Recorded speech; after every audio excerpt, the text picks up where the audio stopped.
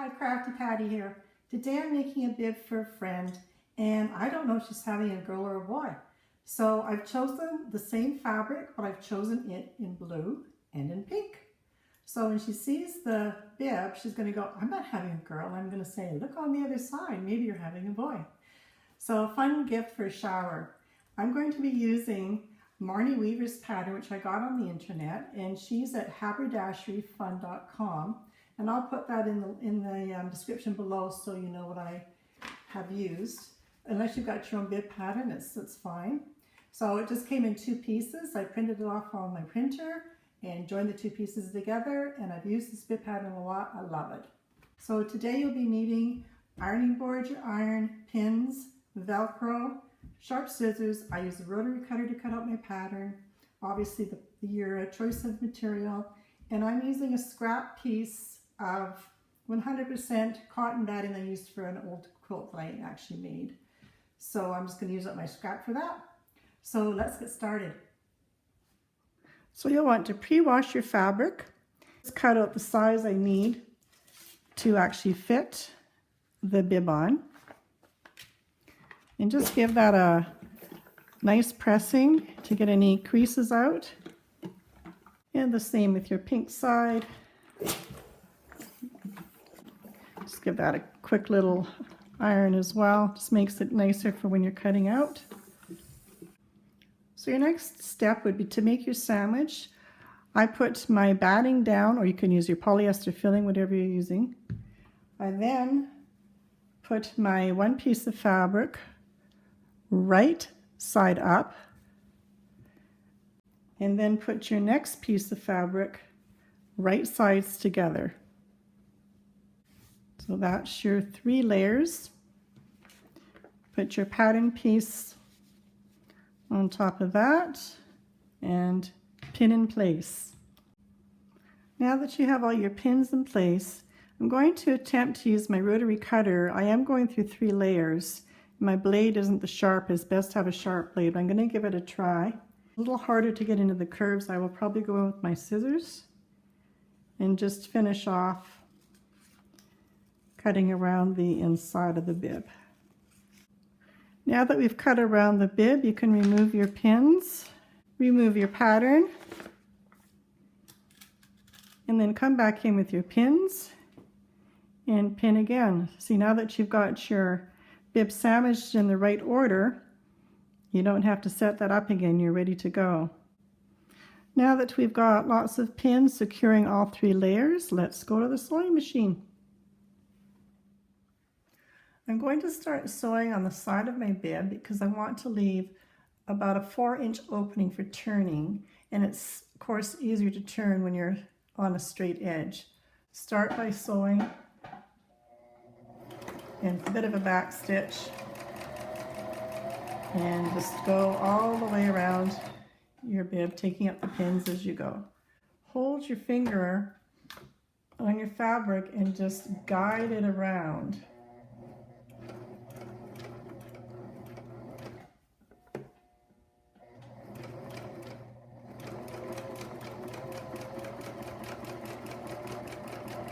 So now what you want to do is on all your curved edges, you want to clip up to your stitched edge.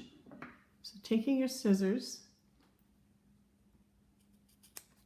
just clip, don't cut into the stitching, otherwise it's going to ravel on you. This will aid, and when you go to turn it, it'll lie a lot flatter. You actually pull it, you'll see that it actually pulls quite straight, and that's what you want. Now you're going to turn your bib, and you've got your backing or your fleece, whatever you've used, and then you've got your 2 pieces of material.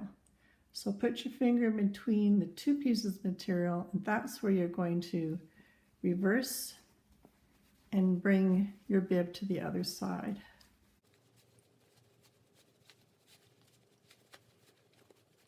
And then when I do, to finish turning, I get a knitting needle or anything that you want.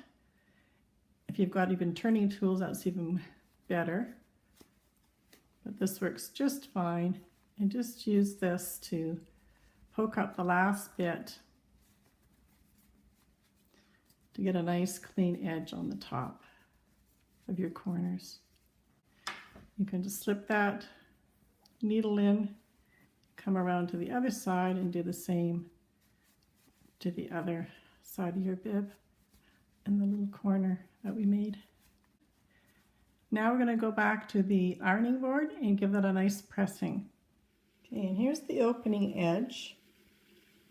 And you're just going to want to make sure that your edge is folded in nicely on both sides of the fabric.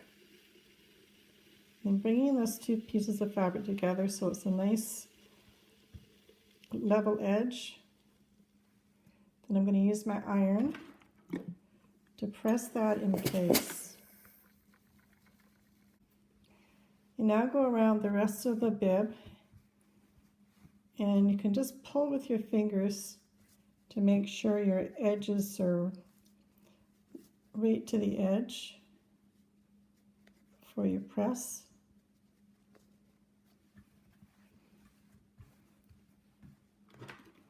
And then go around and press your bib. Once you've got your one side pressed, I'm going to just put a pin in here so I know that's where my opening is. And I'll just turn that over and do a little pressing on the back. Both sides pressed. We're ready to go back to the sewing machine, and now we're going to top stitch close to the edge around the whole bib.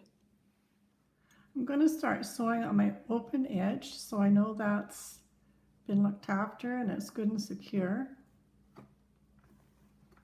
Last step is to add your Velcro.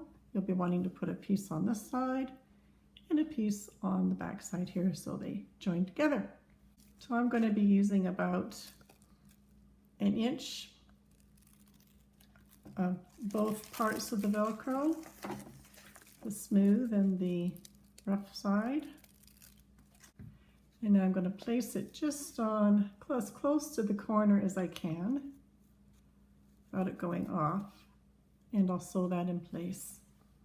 Now that you've got the smooth side on this side, obviously you want this part to have the sticky part that will attach. And again, up as close to the corner as I can. And I'll stitch that in place now. And your bib is complete. You just attach it. And I think that's just adorable. And now we have our finished bib with one side blue and one side pink. Perfect for the baby shower. You don't know if it's going to be a girl or a boy, and I'm sure the mother will be very pleased. So make lots of those, have fun with it, and see you next time. Bye-bye from Crafty Patty.